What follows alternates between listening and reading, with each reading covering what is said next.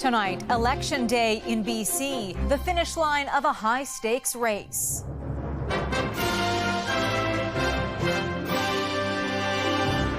The provincial leadership that could reshape the political landscape. I choose the party I believe they do better for people. A soggy day for voters as an atmospheric river drenches the region.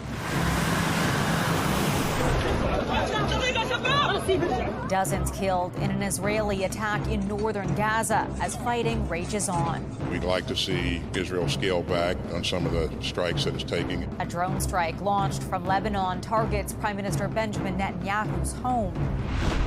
Canadian universities facing a severe funding crunch. We're talking about nearly $1 billion over 2 years in lost revenue. Cost of the federal government's foreign student cap. Plus, creative collage ideas. I was like, I gotta put those on some cats. Exploring the cutting edge, art that can help you find happiness. Just pure joy and hilarity.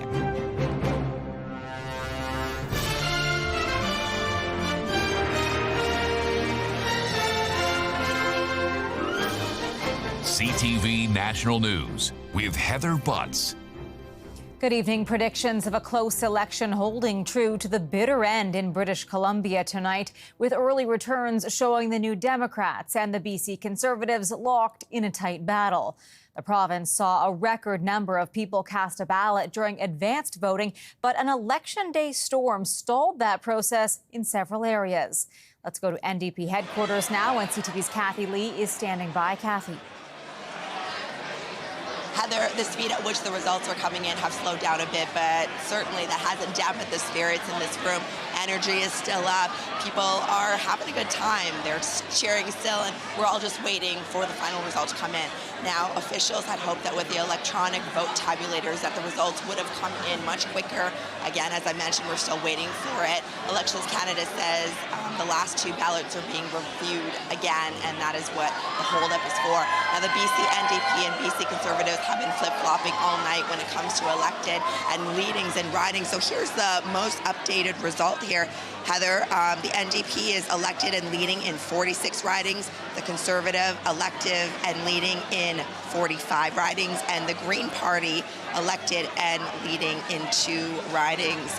Again, leader Sonia Furstenau was defeated in her riding. Now, this kind of election day, election night should not come as a surprise. It's very reflective of what's been going on during the election campaign. Very tight between the BC NDP and BC Conservatives. However, a year ago, I don't think anybody would have predicted just how much momentum the BC Conservatives have received, because being a fringe party for the last 50 years and receiving only fewer than 2% of the popular vote, this is astonishing. But here we are. Now, a couple of factors that political experts have said that have led to this could be because of the federal conservative wave, could be because the BC Liberal Party that rebranded to the BC United pulled out 6 weeks before Election Day so that the center-right vote wouldn't split. But it has been a tight race. What matters to voters, though, is electing a government that is going to address issues like housing crisis, affordability, public safety, and also the health care. Now, regardless of who wins tonight, Heather, it is going to be a dramatic and exciting finish all the way to the very end. Heather. All right, and still waiting for those final results. Kathy Lee in Vancouver tonight. Some BC voters were forced to brave a brutal fall storm and face delays after a major downpour flooded the Metro Vancouver area.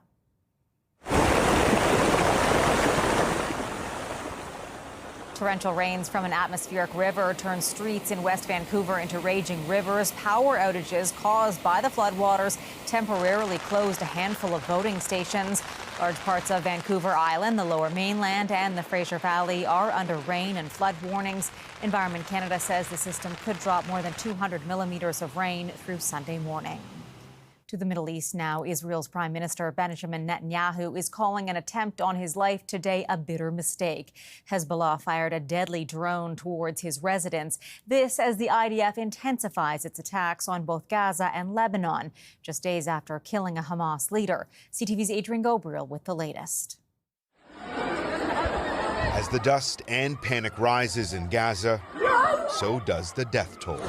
This frantic, deadly scene captured just moments after an Israeli airstrike hit this school turned into a refugee camp west of Gaza City. Most of the people staying here had sought safety from the fighting in the north. Dozens are said to have died in Gaza over the last 24 hours following multiple IDF attacks, according to local health authorities, with children once again among the dead. As the battle for hearts and minds continues, Israel's Defense Force released this video that claims to show Hamas's leader, Yahya Sinwar, the night before the October 7th assault on Israel in 2023, walking his children through a tunnel. Sinwar, who was killed Wednesday by Israeli forces, was mourned today as hundreds attended this symbolic Saturday funeral in Istanbul, as Turkey's President Tayyip Erdogan honored the mastermind of the October 7th attack, saying in part, "I wish God's mercy on Hamas's leader, Yahya Sinwar." This comes as Israeli Prime Minister Benjamin Netanyahu's residence in central Israel was attacked today. The IDF saying a drone launched from Lebanon hit a structure in the area, though neither Netanyahu or his wife were home at the time. Speaking to media members, Netanyahu saying, "We are in a war of resurrection, and we continue forward until the end." Israel's Iron Dome intercepted a barrage of Hezbollah rockets in northern Israel today, where one man was killed by the falling shrapnel. While in southern Beirut, dark plumes of smoke filled the skyline shortly after the IDF issued an urgent warning for residents to evacuate 2 buildings. The U.S. Secretary of Defense calling again for de-escalation. Civilian casualties have been far too high. We'd like to see Israel scale back on some of the strikes that it's taking, especially in and around Beirut. Reports tonight the U.S. is investigating the possible leak of highly classified intelligence documents, appearing to show details of Israel's plans for retaliation against Iran. Heather? Thank you, Adrian. The spiraling violence in Lebanon was in focus during a meeting of defense ministers from the G7 nations. We've called for a ceasefire, but I think we also recognize we're going to have to do work to make sure that both sides of this ceasefire would respect a peaceful settlement, and we're working towards that. The defense ministers also expressed support for a pathway to NATO membership for Ukraine. The one-day gathering in Italy marks the G7's first ministerial meeting dedicated to defense. Cuba is in the dark again tonight. Back-to-back nationwide blackouts sparked by power grid failures has left millions without electricity. CTV's Jeremy Sharon reports. A nation in the dark for a second day in a row. We are in a total crisis, says this local man affected by the blackout. Cubans lit fires and candles as roughly 10 million people have been without power on the island country. We must recognize the people, Cuba's president told the state-run TV network, highlighting Cubans' efforts to unite amid difficult times. A first countrywide blackout started Friday morning. Officials said power was starting to be slowly restored overnight, but the country's grid collapsed again as work was underway. As you can see, the freezer has thawed and will lose all of this food, says this woman. Cubans have been experiencing rolling blackouts for months, an effort by the government to conserve energy. Friday, schools and non-essential industries shut down in a last-ditch effort to keep the lights on, but it wasn't enough. This is a fatal blow of the failed policies, the failures of the Cuban regime on the Cuban people. What do I do? What can I do? Says this Havana resident. Chronic power outages in Cuba have worsened of late. Its government has blamed struggles with the grid on a decades-old U.S. embargo on Cuba, deteriorating infrastructure, and fuel shortages. Progress today to restore power has been minimal and gradual. Cuba's energy minister says some fuel shipments have arrived, but a hurricane now set to hit Cuba tomorrow could make things worse. Heather? All right, Jeremy, thank you. Canadian universities say they're facing a major funding crunch over the federal government's cap on international students. Some schools say the change could mean cuts for services for all students. CTV's Colton Prale has more. Ontario universities are expecting to lose $300 million this year and more than twice that much next year, following the federal government's cap on international students. We're talking about nearly $1 billion over 2 years in lost revenue. We expect these changes. In September, the immigration minister restricted international study permits to 437,000 next year, part of an effort to reduce strain on housing and healthcare services and respond to those abusing education as a pathway into Canada. Focus on where the problems are, the bad actors. Universities acted responsibly. Experts say the cap will help reduce Canada's population. This year, nearly 3,000 fewer foreign students enrolled in Atlantic universities, but asylum claims by students more than doubled last year to over 13,000. Many international students are taking out huge loans, are unsure about whether their future will be protected. In a statement, the immigration minister's office said the international student program had become overheated and misused in certain regions, adding Ottawa's working to restore the integrity of the program. Experts warn the government's blunt policy approach, which now applies limits on master's and PhD students, means it's not just bad actors feeling the consequences. That is the big risk, that processing delays will scare off the best and the brightest. And that's beginning to happen. On top of student caps, Ottawa is also limiting postgraduate work program permits. As of November 1st, only college applicants in certain fields will be eligible to stay working in Canada after they graduate. Heather. Colton Prale in Ottawa. Striking workers at Boeing will vote next week on a new contract offer that could end a walkout that has lasted more than a month. The airplane manufacturer and the union representing striking machinists have negotiated a new proposal that includes a 35% pay hike over 4 years. Around 33,000 Boeing employees have been on strike since September 13th. The stoppage has halted production of the plane maker's best-selling 737 MAX. Patients expect hospitals to be a safe place where doctors and nurses are critical of the care they provide. But there's a new snapshot tonight of a rise in what's called hospital harms, unintended events that affect patients. Here's CTV's Garrett Berry on those who are most vulnerable. The Canadian Centre for Health Information has been tracking what they call hospital harms for years. Things like bed sores, falls, and urinary tract infections that happen inside hospitals, where patients expect to be safe. Part of our analysis did look at the hospitalization costs and found that patients who do experience harm when in hospital, the cost is 4 times higher than an average hospital stay. This latest report, for the first time, tried to find out who is most vulnerable in hospital rooms. According to data, patients who don't speak English or French are 30% more likely to suffer a hospital harm.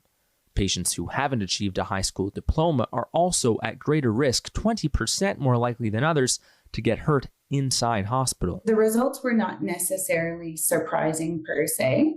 The reason why we did this analysis was to bring a focus to equity and patient safety as key dimensions of healthcare quality so that hospitals or health regions would be able to identify areas for improvement. For patient safety advocate Kathleen Finley, it's sadly no surprise. She started an advocacy journey 15 years ago when her mother was hurt inside a hospital. It was the after the trauma that all these medical errors, medication errors, just one after another, that really not only prolonged her hospital stay, but actually really inhibited her recovery. Now, 15 years later, she's living it again through a brother. They found a mass in his kidney area, and it was quite large. The radiologist flagged it for follow-up, but they didn't follow up. Nobody told us about it. Finley says healthcare in Canada needs a lot of work, including a big push by decision makers to keep vulnerable patients safe. Garrett Berry, CTV News, St. John's. Coming up, new hope from old medications.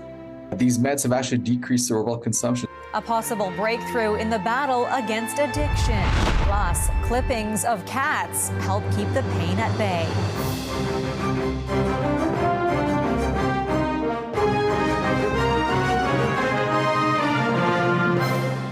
Weight loss or diabetes drugs like Ozempic are showing promising signs of a different kind of support. A new study shows the medications could help people battle alcoholism and opioid addiction. CTV's Rachel Crowe-Spreadingwings explains. The study, the largest of its kind, shows that weight loss medications like Ozempic and Wegovy can help in lowering the risks of overdoses and intoxication. The fact that these GLP-1 drugs may be able to help and aid in these addictive behaviors is just monumental. The data spans 10 years and looked at over 1.3 million people, more than 800,000 with alcohol use disorder and 500,000 with opioid use disorder, showing that those taking Ozempic are 40% less likely to experience an opioid overdose. While we can't say for certain that these medications or these drugs cause a decrease in addictive behavior or a decrease in opioid overdose or alcohol intoxication, what we are seeing, what we love to see, is that the research is starting to mount. The results are also seen in patients with type 2 diabetes and obesity. So I have a lot of patients who have diabetes and have obesity concerns, who have alcohol concerns and cannabis concerns, and also nicotine concerns with smoking. And they tell me that these meds have actually decreased their overall consumption. So it's anecdotally been told to us from our patients. And so seeing this study reaffirms a lot of that. But access to the medication may hinder many in need. There's a lack of this already. And so even though this is a great study, this treatment may not be available for a while now. And there still needs to be a bit more validation around this. So there needs to be more clinical trials. There needs to be more availability of the drug. Adding the treatments need to be covered by insurance, as the cost for some medications start at $200 a month. Rachel Crowe-Spreadingwings, CTV News, Edmonton. Still ahead, scaring is caring. Halloween fun that delivers haunts, horror, and a helping hand.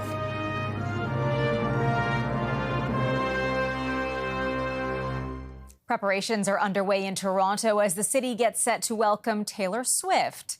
City officials say it will limit road work when Taylor Swift is in town next month. Long criticized for road delays and downtown gridlock, a limited activity zone will be implemented for a 2-week period. It will include areas around the Rogers Centre where Swift is playing 6 sold-out shows and around neighboring areas. A haunted house is creating chills and thrills in the Ottawa Valley. The spooky and fun fundraiser is getting people into the spirit of Halloween. The frightening homemade attraction has also become a family tradition. Here's CTV's Dylan Dyson with a sneak peek. Help me! Help me! Help me! The haunted walk at Leckbore Manor is not for the faint of heart. On a scale of 1 to 10, for me, I'd put it on the 8.5, 9.5 level. The Halloween haunt on the outskirts of Eganville is turning heads as the must-see attraction in the Ottawa Valley this season. This year we pretty much maybe 5 times bigger than every other year. It's pretty scary. Yeah. For 3 years now, Halloween lovers Kelly and Robert Cum have transformed their property into a haunt of horrors. It's so fun when we're standing outside and we hear other people screaming and then laughing, and then they come out and they're just like, oh my God, that was great. From movie horrors, skeletons, clowns, and aliens, every worst nightmare comes to life. It's an all-year event. We plan pretty much all winter, and then we execute come spring. The Haunted Walk is free for everyone, but donations are being accepted, which go directly to youth programs at the Bonnechere Union Public Library. There's not really a whole lot of youth anything in Eganville, really. Yeah. So it's nice to give the library that for their program and help out, and they do lots of nice stuff for them. When they came to us not long after the walk, they had this $500 check, so it was really helpful for us to offset other costs that we don't have funding for. At Leckbore Manor, caring and scaring go hand in hand. Last night there we had a few people that wouldn't go through all the way. Yeah. They turned around. Dylan Dyson, CTV News, Eganville. Well, it is that time of year, and we can't pass up a chance to share a good costume, especially of some furry friends. Dogs decked out in spooky attire put their best paws forward in New York. Thousands packed the streets at the annual Tompkins Square Halloween Dog Parade to catch a glimpse of their creative costumes, and they did not disappoint. While many walked, some got some help from their owners to take in the sights and sounds of the beloved holiday tradition. After the break, connecting through creativity. A father and daughter brought closer together by her colorful collages.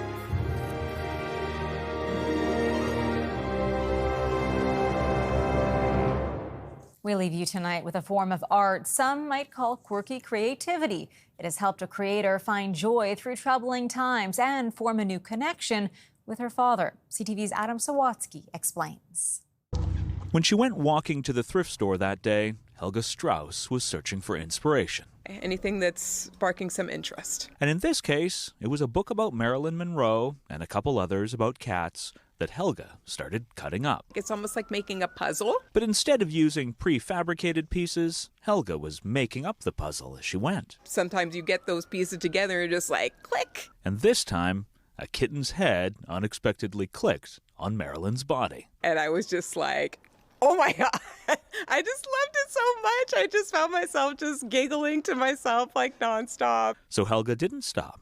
She started creating countless collages featuring cats wearing all sorts of costumes, and when she was done with the books, found inspiration in junk mail featuring prescription glasses. And I just took one look, and I was like, I got to put those on some cats.